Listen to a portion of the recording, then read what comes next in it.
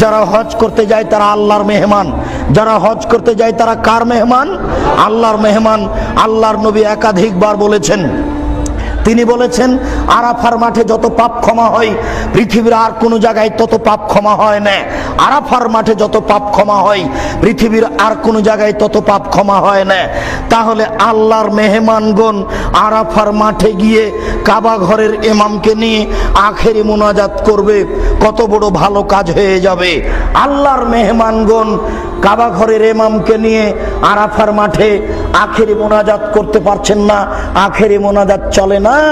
আরে ঢাকা টুঙ্গির মাঠে তুরাগ নদীর তীরে পেশাব পায়খানার উপরে আখেরি মোনাজাত চলে, কানাকে হাইকোর্ট দেখাচ্ছে। আমাদেরকে পাগল পেয়েছে, হুজুর আমাদেরকে পাগল বানিয়েছেন। আমরা প্রতারণায় পড়েছি। ধর্মে এমন নয়। যদি আখেরি মোনাজাত চলতো তাহলে কোথায় চলতো? আরাফার মাঠে চলতো। যারা উপস্থিত হয়েছে তারা সবাই দামি, বুঝাতে পারি না। তারা কে বলেন তো? তারা আল্লাহর মেহমান।